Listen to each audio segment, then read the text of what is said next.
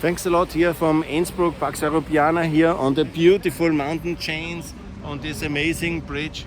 It's a very beautiful town, I really love it. Here the Inn River, of course, should be in Nato and Austria to be fully part of the Western Alliance. I will show you some of that beauty here during my visit. I have shown you Salzburg already, and Graz and Linz, and of course Vienna. Now it's Innsbruck's turn, and I will show you this beautiful old town, the mountains, and just see the scenario here. It's very beautiful. It's quite amazing. I have to say I love it, and it's amazing here. This mountainous. You can come here and ski basically. You can from here directly up to the hills. Now it's beginning of November, and it is absolutely doable. And it's beautiful also from cultural, historic sites. Andrea Hofer monument I showed you already, and this is really very nice. Yeah? It is amazing. It's almost perfect. Here, this is one of the restaurants. I was yesterday here.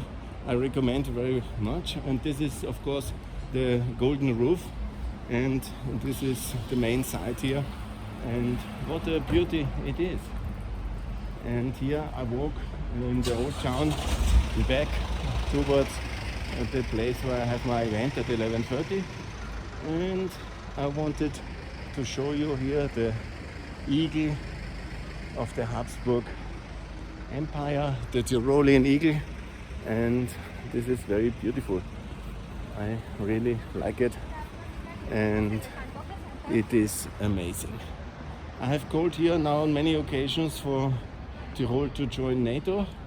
I will continue this because I think, especially in the west of Tirol, neutrality myth, like this kind of Soviet nostalgia which we face in Vienna, and this gas-guzzling corruption of Vienna is less strong. At least that's my hope.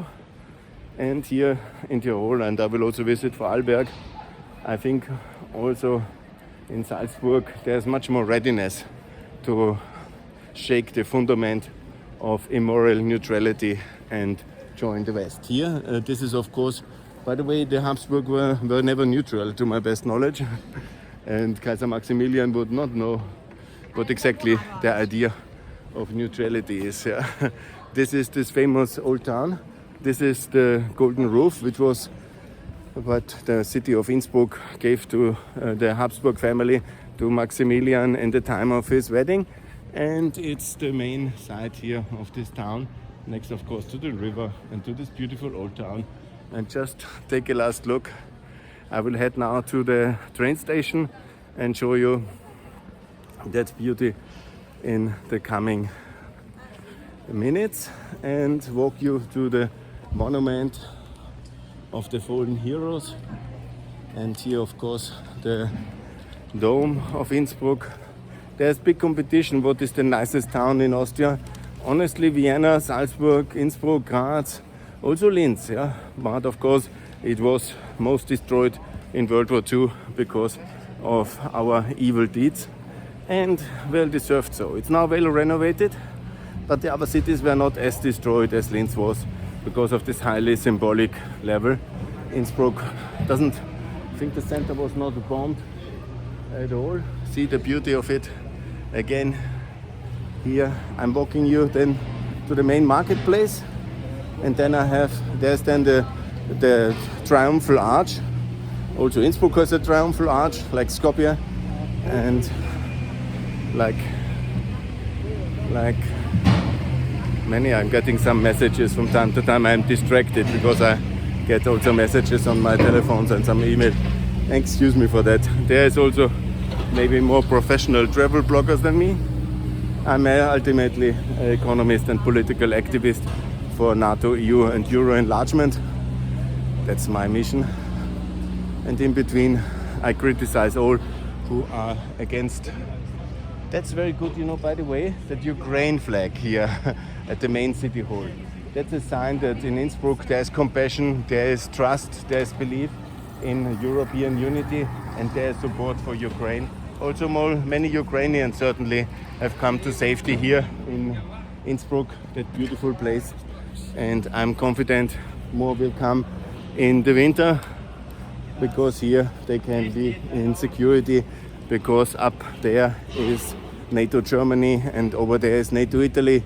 It's just here neutral Tirol is doing personally. The Austrians are certainly doing a lot, but institutionally it's a big problem because they are not standing with the West, and it is a negative example. It is also blocking the airspace and the transport logistics. And all the time now, when the Slovenians transport military stuff to Ukraine via Austria, the nationalists and the socialists make a big mess out of it. And here they stand in solidarity, and I really like it. It's a very nice town. Here they have Ukraine flag. This is for me very important. So there is in the fundament everything good in this beautiful town.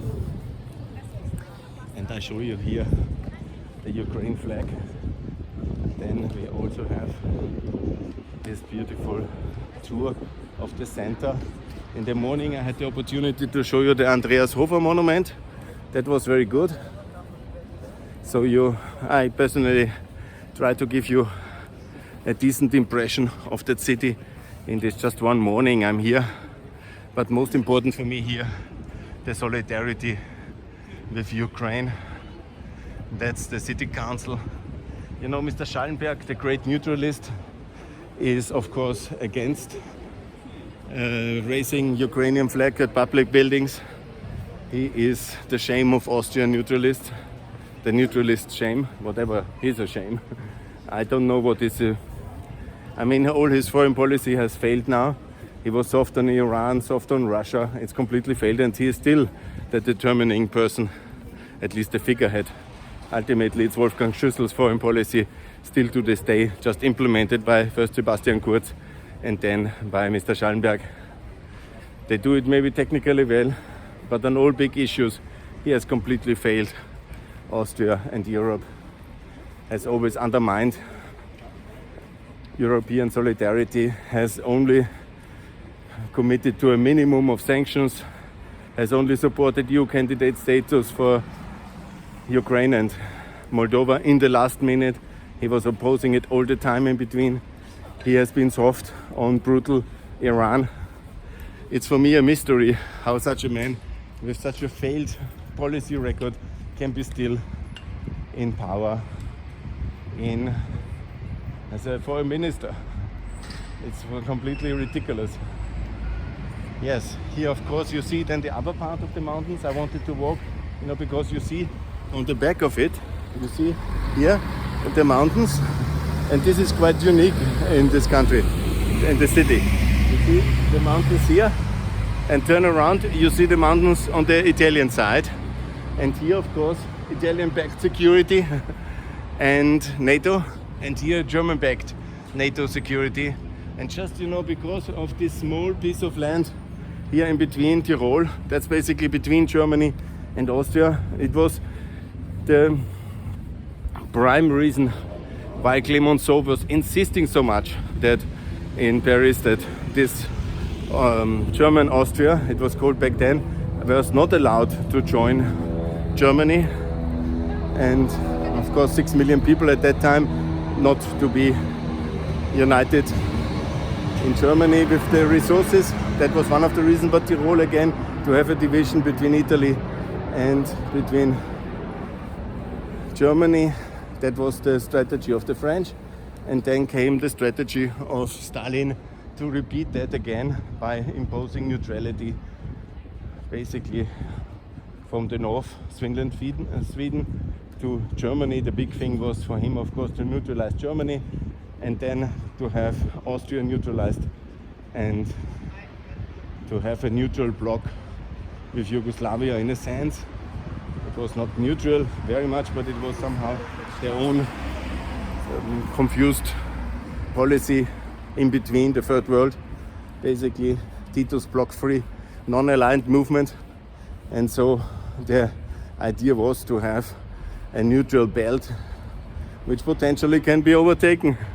That was of course the idea of Stalin. Now it's very beautiful here, and now this whole thing has developed into an own myth of Austrian identity based on neutrality.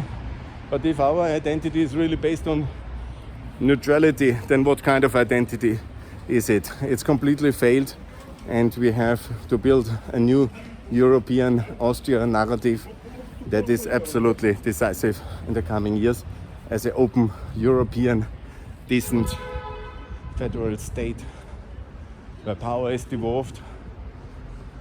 The regions are integrated also with the neighboring regions, because look at the geography. People here obviously have much more to do with Italy, with the Italian, whatever you can call it, but with South Tirol. And of course, look, that's the Arc de Triomphe, very beautiful. And here we are heading on to this last circle. In the afternoon I have to go back to Vienna, so it's just a short tour. There's of course some poverty here because of high taxes, and the central state is demanding high fees and gives a little back. But now they get at least this big tunnel by the EU, the tunnel basically under Tirol, a railway tunnel connecting Germany with Italy. But everything should be also inside Nato. It would make military cooperation and also the ideological cooperation in Europe much easier, and that's what is necessary. Here, this is the seat of the federal government. I have shown you already. This is the monument devoted in Russian, in French, in English, and on the other side in Latin to those who died for the freedom of Austria. I remind, for example, here in the West, they didn't do a monument like Stalin's monument, because Stalin had the full power in Vienna. Here it is in French and in English as well, to those who died for the freedom. I repeat, the defense of Austria. By the way, Western Austria was liberated by the Third Army via Germany, and Western Austria here, that was Upper Austria. Patton drove from Bavaria into Austria and wanted to liberate Prague when Eisenhower stopped him. And should he have better liberated Prague, it would have been much better, obviously, but it was not to be. There was a peaceland already there, and Berlin, Vienna, Prague, Bratislava, Budapest were all sacrificed to Stalin and to the Soviets. And of course it would have been possible at least to save Vienna and Prague, but they didn't want to do that. Here you see the monument where we clearly stated also that obviously Vorarlberg and obviously Tirol and Steiermark, all these countries were liberated by the Americans and by the British, but mainly by the Americans at that stage, because the British resources were also very much running thin in the year-long debate, fight against Nazi Germany. Who was ultimately winning it was the almost unlimited and amazing resources, fiscally, industrially, technology-wise, which America could mobilize to the defeat of Nazi Germany. And this is how it happened. Everything else is a big myth, which is perpetuated by Russian lovers and Stalinists in Austria and other countries. And there are unfortunately many then who repeat these myths. This is very beautiful here. I'm here now walking again another place which is not renovated. You see a lot of poverty because of high taxes. That's another topic I will mention. What I can hear in the street and see here, it's of course a lot of diversity now. Tirol was always a very diverse and open place. This was the crossroads of empires. This is the transit route between rich Mediterranean and dynamic Germany and the industrial assets along the Rhine. This is where East-West trade has met with North-South trade, and this is very important historic place, yeah. And of course this is amazing. It's very beautiful. The reason for this prosperity which was amassed here in Tirol was of course German finance, the Fugger family, the mineral wealth of Tirol, and obviously as well the amazing opportunities which are connected with international trade between the Mediterranean, the Silk Road, ultimately going to the East Med and towards China. Then you had to cross the Alps, and where better to cross the Alps than here in Innsbruck, basically the bridge over the Inn River. This is how the city has developed. This is how the city got rich, as a trading node between the Northern Europeans and the Southern Europeans. Trade from China to Northern Europe towards and along the river, obviously east-west as well, while this was less of a reason, because the main east-west corridor of trade was the Danube, and obviously then Munich was the much bigger trading center, and there's obviously clarity why always the Bavarians were found to occupy this place, and we had so much interest also, the Habsburgians, to integrate Bavaria, but the French and the Northern Germans never allowed the Habsburgian power in Bavaria. And so history goes, and in the Napoleonic Wars they have made their power grip to integrate that beautiful part of Austria into Bavaria, but it was obviously not to be, because the French grip on Europe was defeated by British capital and Russian manpower as well. So that's also part of the truth, no doubt about that.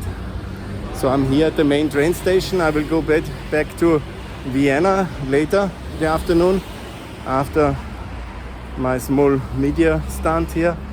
And I can just say it's amazing. I will be back. I will do my best to keep you at the podcast here posted on the beauty of Innsbruck.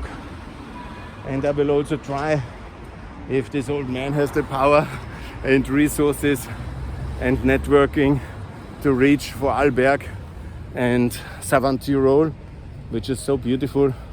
And also there I want to spread the gospel of Nato.